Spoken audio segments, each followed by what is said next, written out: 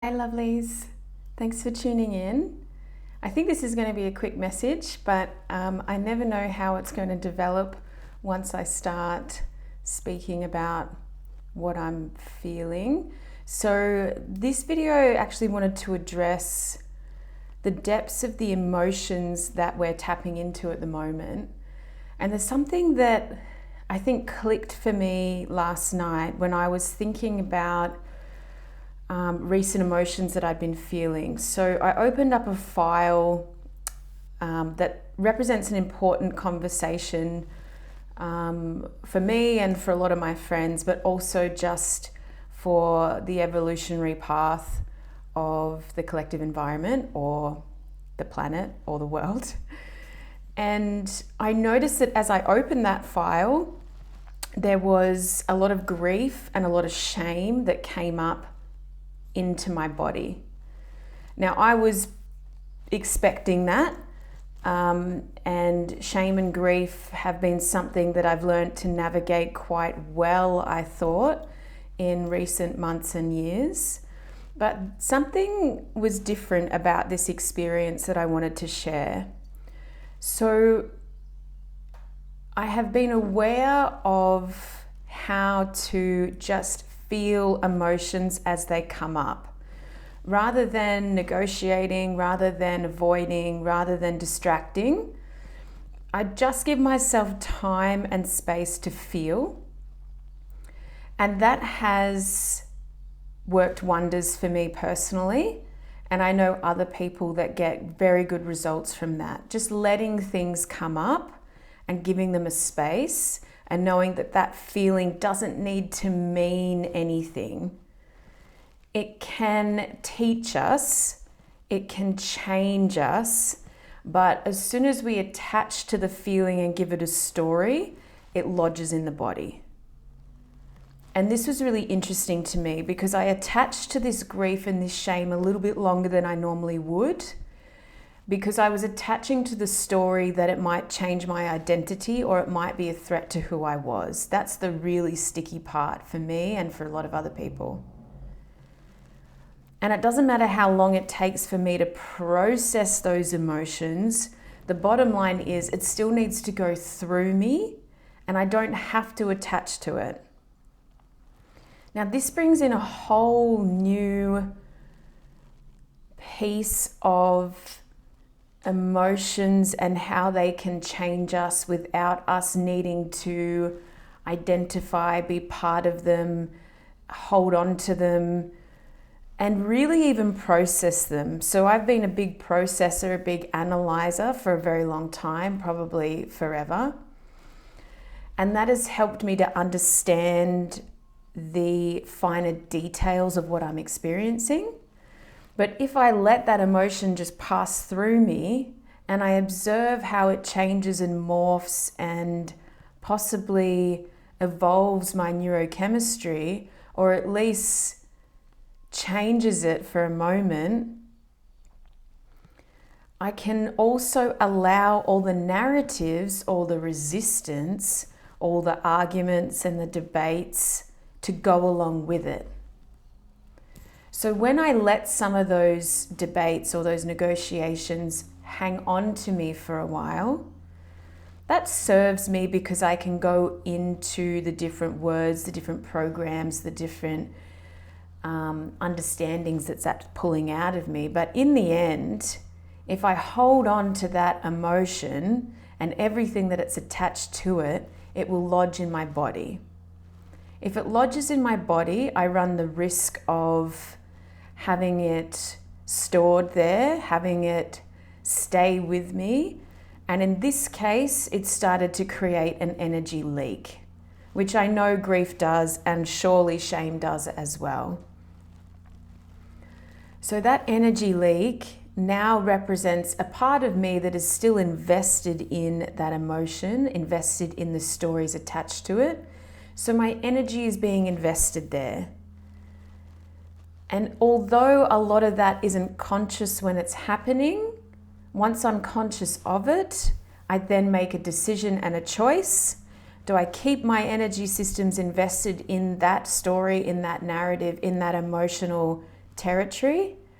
Or do I plug that hole up, finally let the emotion pass through me and find a place of integration?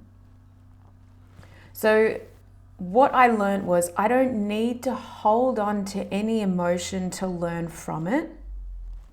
My attachments represent the part of me that need healing or that are trying to grow.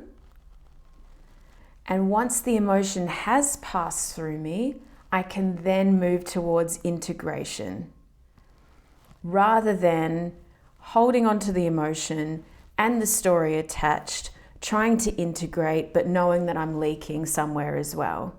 That makes the whole process quite complicated. And if I wasn't able to see that happening within myself, that's when I'd probably go to another healer to say, can I unpack this in front of you so that I understand what part of it I'm not allowing to move through me and let go of? And that's when our reflections, working with someone else, even if it's a good friend that can hold that space, is really valuable. So moving towards that emotional awareness, let's take it all the way back to the starting steps of that. So when you can feel an emotion around you, when you know it's trying to come through you, whether that's a trigger, a difficult conversation, a run-in with someone, maybe you remembered something, there's a memory, whatever it is, you can feel it if you're quite sensitive coming into your fields. If you don't have the time and space in that moment to sit with it and allow it through your body, then clock it and say, I need to make time for this later. Then when you sit with it, if it's too big for you to open up the file on your own, then you can reach out to a healer or a professional or a friend. Otherwise, see if you can sit with it and identify the feeling as best you can. So what does it feel like? Does it feel like fear? Does it feel like anger? Is there a bit more of an edge to it? Can I define that a little bit better? Where is it in my body? What does that part feel like? What's the narrative that's associated with it? So you can sink into observer as much as possible, which means you're not personally attaching to it because you're watching it. And there is a difference. We can just watch it go through us with observation, with curiosity, and that means we lean in. We don't become a part of it. We are not anger. We are not anxiousness, but we can watch anxiousness or anger move through our body and watch how it changes us. Watch the places in the body where it can lodge, where the energy goes first, how it feels as it's coming in, how it feels as it's going out. If there's a physical response, whether it's movement, twitching, something happens in your face, whether there's tears, all of that adds to the file of that particular emotion so that you can start working with it better. Just like someone that you first meet, you get a sense and a feeling, you can read their face and their words, but it's not till you meet them many times that you get to develop more about who they are and how your connection grows. The more you know about someone, the more you can find that connection, usually. Some people we just know and love straight away. And that can be with emotions too. Maybe you're quick to access joy.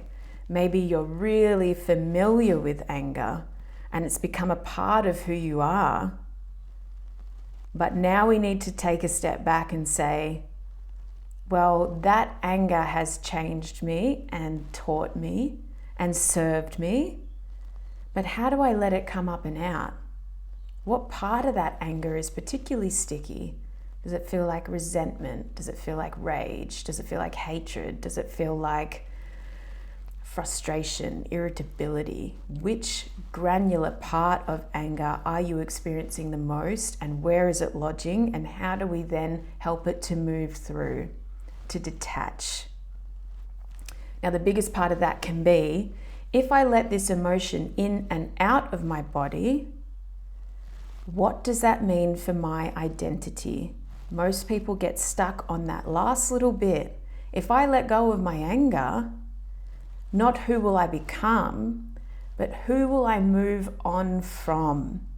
What part of myself needs to die if anger is not attached to anymore? That is the big part. And you can allow that change to happen. If the feeling is big, then see what happens if you just let it into your body and let it out. Make a sound. Cry if you need to. Write it down. Write it down on a piece of paper. Burn the paper. Make it symbolic. Bring it out of your mind and into your physical reality. If you move it through your body and out, you'll get used to what that feels like, so that your mind doesn't have to be in charge all the time on figuring out which emotion means which and what story it connects to and because of my childhood and this and that. Right? That is an endless field of confusion. Important for processing, don't get me wrong. Very important for understanding the mind's attachment to the emotions. But what we need to do now is just let the emotions happen. Give time and space for those emotions to happen so they can move through us.